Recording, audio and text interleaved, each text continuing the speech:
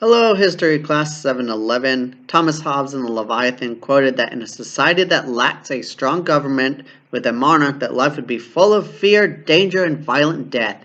In short, he suggests that life in a state of nature is solitary, poor, nasty, brutish, and short.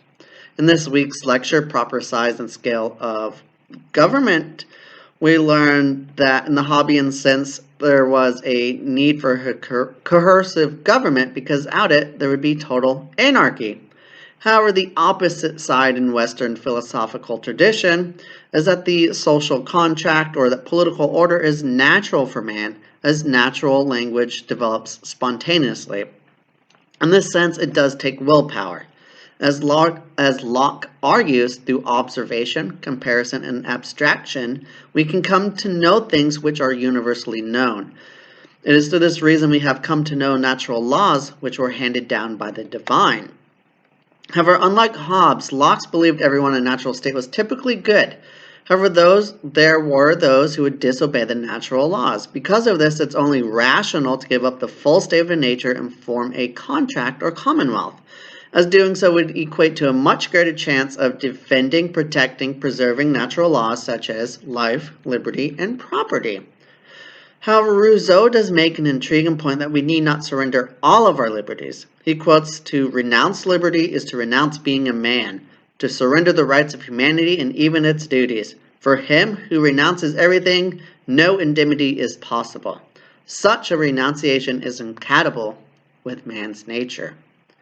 So what is the middle ground here? How do we hold a populace accountable without being too authoritative or overbearing, such as making the populace surrender all of their liberties? Or on the opposite spectrum, how does the state make it so society does not dissolve into absolute chaos and anarchy in the Hobbesian sense? It is from this juncture that we come to the problem of human scale. How does the modern republic or democratic government operate and meet the needs of its ever-growing populace? Going back to this week's lecture, I do like the metaphor of the traffic stop. Everyone is driving around and doing their own thing. However, they all obey the traffic stops. Or that of the market where everyone's need can be met. They each have their own agenda, they know why they're there, and they know what they need. They pay no mind to others except for certain restrictions or agreed upon rules. Yet society in the modern state is much grander than a simple traffic stop or market. Going once again to this week's lecture part 2, we can understand the historical rise of monarchies and the slow de-evolution of them, especially in the 17th century. And of course, we have the lead up to the French and American revolutions in the 18th century.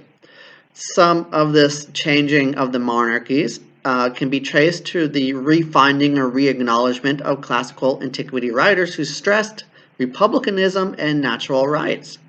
However, the issue is that the modern republic was supposed to be small in size and scale.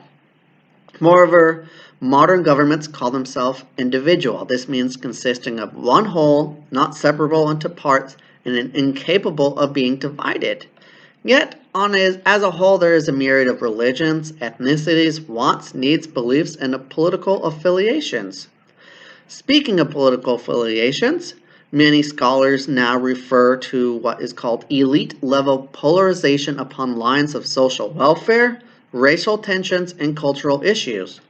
These are compounded by the polarization of political parties and usually single-issue subjects. So how does the modern government deal with this mass divide or try to heal this divide?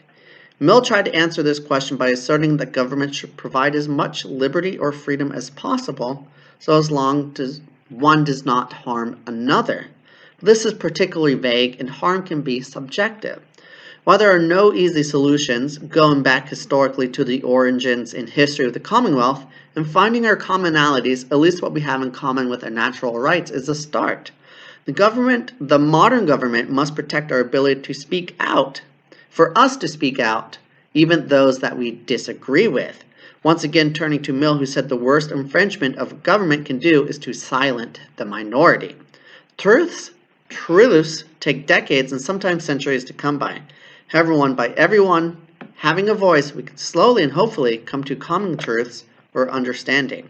Thank you so much. Have a good day.